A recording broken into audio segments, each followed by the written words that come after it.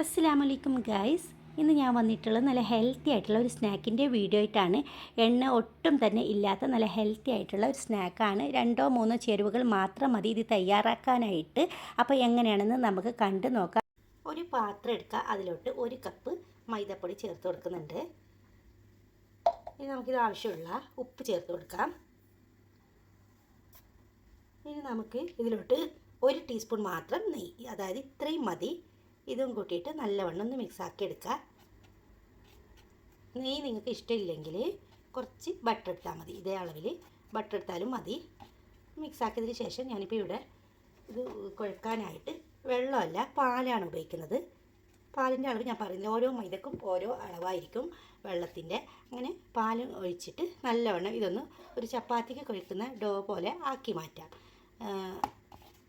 അത്രയും പാൽ ഒഴിച്ചാൽ മതി കേട്ടോ. എന്നിട്ട് കൈവച്ചിട്ട് നല്ലവണ്ണം ഒന്ന് കുഴച്ച് വരാം. ഇപ്പം ഞാൻ നല്ലവണ്ണം കുഴച്ച് വന്നിട്ടുണ്ട്.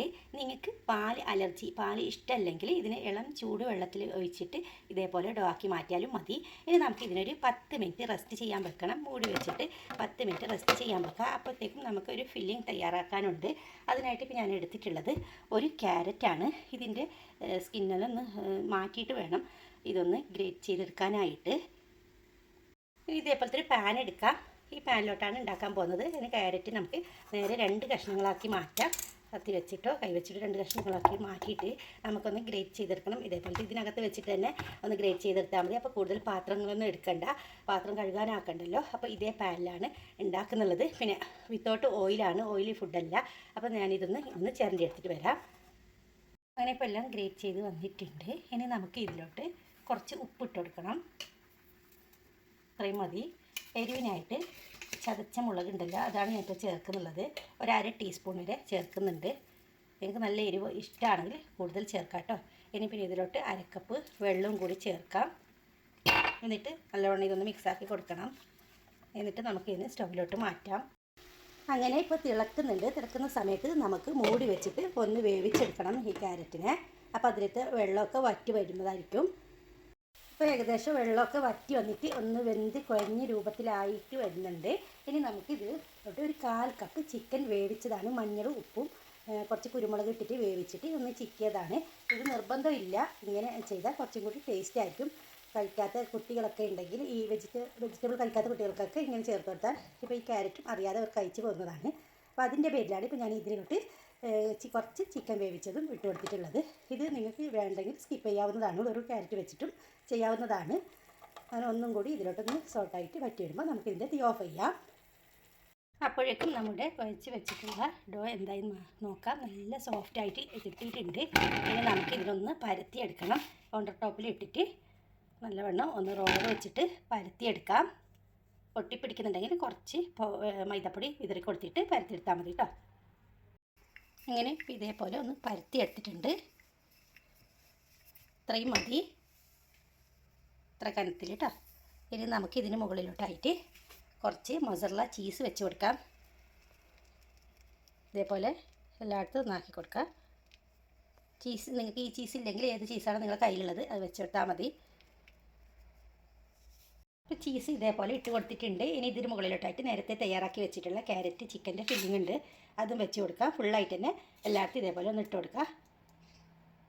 ചീസിൻ്റെ മുകളിലോട്ടായിട്ട് തന്നെ ഇട്ട് കൊടുക്കുക. അധികം ചേരുവകളും ഇല്ല, അധികം സമയം വേണ്ട, ഉള്ളിയോ തക്കാളിയോ വഴറ്റയും വേണ്ട, ഓയിലും അല്ല. അപ്പോൾ നല്ല ഹെൽത്തി ആയിട്ടുള്ള ഒരു ഡിഷാണ്. തീർച്ചയായും നിങ്ങൾ എന്തായാലും ഇതൊന്ന് ട്രൈ ചെയ്ത് നോക്കണം, ഇഷ്ടപ്പെടും. ആദ്യമായിട്ടാണോ കാണുന്നുള്ളവരുണ്ടെങ്കിൽ ഒന്ന് സബ്സ്ക്രൈബ് ചെയ്ത് സപ്പോർട്ട് ചെയ്യണേ. പിന്നെ ആദ്യം തന്നെ ഒരു ലൈക്കും തരാൻ മറക്കരുത് വീഡിയോയ്ക്ക്. അപ്പോൾ എല്ലാ ഫില്ലിങ്ങും മുഴുവനായിട്ട് ഇട്ട് കൊടുത്തിട്ട് വരാം. ഇനി ഇതിന് മുകളിലോട്ടായിട്ട് വീണ്ടും ചീസ് ഇട്ട് കൊടുക്കുന്നുണ്ട്.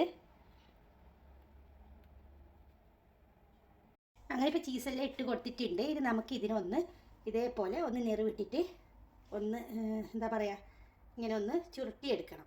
അതായത് നിറവിട്ടിട്ടിട്ട് ഇതേപോലെ ഒന്ന് ഇതിനുള്ള കവർ ചെയ്യുന്ന വിധത്തിൽ വേണം ഇങ്ങനെ ഒന്ന് ആക്കിയെടുക്കാനായിട്ട്. ഇതിൽ കാണുന്നത് പോലെ കാണാൻ പറ്റുന്നുണ്ടോ? അങ്ങനെ ചുറ്റിലും ഇതേപോലെ ആക്കി വരാം.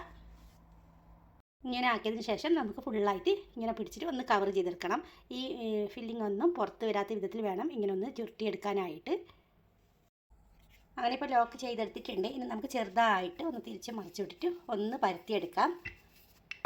കുറച്ച് പൊടി വിതറി കൊടുത്തിട്ടുണ്ടായിരുന്നു, ഒട്ടിപ്പിടിക്കാതിരിക്കാൻ വേണ്ടിയിട്ടാണ്.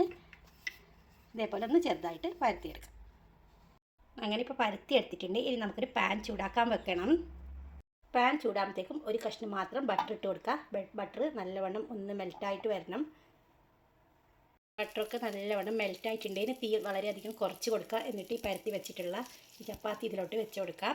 മൂടി വെക്കേണ്ട ആവശ്യമൊന്നുമില്ല. കൈ കൊണ്ട് ഇടയ്ക്കിടയ്ക്ക് ഒന്ന് തിരിച്ച് കൊടുത്താൽ മതി. 1 മിനിറ്റ് അങ്ങനെ തന്നെ വെച്ച് കൊടുക്കുക. ഇനി ഇടയ്ക്കിടയ്ക്ക് പാൻ ഇങ്ങനെ ഒന്ന് വട്ടം തിരിച്ച് കൊടുത്താൽ മതി. കൈ കൊണ്ടാക്കണമെന്നില്ല. എന്നിട്ടൊന്ന് ചെക്ക് ചെയ്ത് നോക്കാം.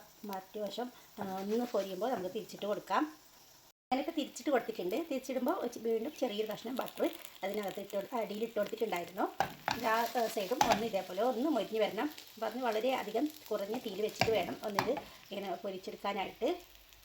അപ്പം ഞാനങ്ങനെ പാനിൽ നിന്ന് മാറ്റിയിട്ടുണ്ട്. ഇനി നമുക്കിതിനൊന്ന് കട്ട് ചെയ്തെടുക്കണം. ഒരു പിസ്സ കട്ടർ കൊണ്ടോ കത്തി കൊണ്ടോ കട്ട് ചെയ്യാവുന്നതാണ്. നല്ല മൊരിഞ്ഞിട്ടുള്ള ഒരു സ്നാക്കും കൂടിയാണ്. കട്ട് ചെയ്തിട്ടുണ്ട്. നല്ല ക്രിസ്പി, പുറത്തും അകത്തും നല്ല ചീസിൻ്റെയും ചിക്കൻ്റെ ക്യാരറ്റിൻ്റെയൊക്കെ നല്ലൊരു എന്താ പറയുക ഇതാണ്. അപ്പോൾ എല്ലാവരും ഇതൊന്ന് ട്രൈ ചെയ്ത് നോക്കണം. വീഡിയോ ഇഷ്ടപ്പെട്ടാൽ ഒരു ഷെയറും കൂടി ചെയ്ത് കൊടുക്കണേ. നല്ല ചൂടുണ്ട്. എല്ലാവരും ഇത് ഉണ്ടാക്കുമെന്ന് വിശ്വസിക്കുന്നു.